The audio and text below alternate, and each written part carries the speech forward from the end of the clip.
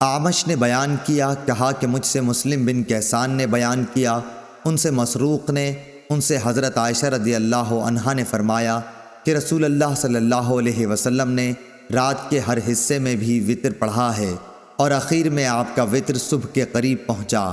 صحیح بخاری حدیث نمبر 996۔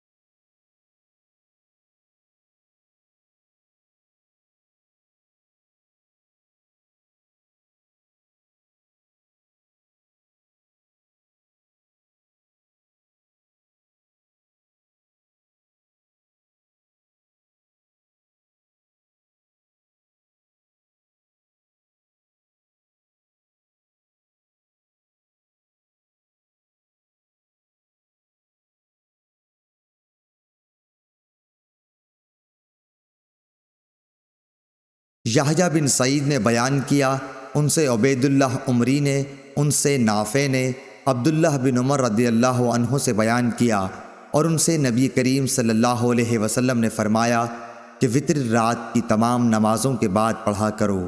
صحیح بخاری حدیث نمبر 998۔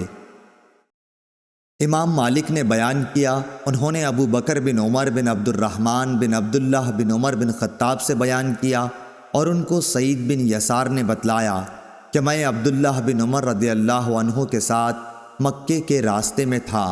سعید نے کہا کہ جب راستے میں مجھے طلوع فجر کا خطرہ ہوا تو سواری سے اتر کر میں نے وطر پڑھ لیا، اور پھر عبداللہ بن عمر رضی اللہ عنہ سے جا ملا۔ آپ نے پوچھا کہ کہاں رک گئے تھے؟ میں نے کہا میں اب صبح کا وقت ہونے ہی والا تھا، اس لیے میں سواری سے اتر کر وطر پڑھنے لگا۔ اس پر حضرت عبداللہ بن عمر رضی اللہ عنہ نے فرمایا کہ کیا تمہارے لیے نبی کریم صلی اللہ علیہ وسلم کا عمل اچھا نمونہ نہیں ہے؟ میں نے عرض کیا کیوں نہیں، بے شک ہے۔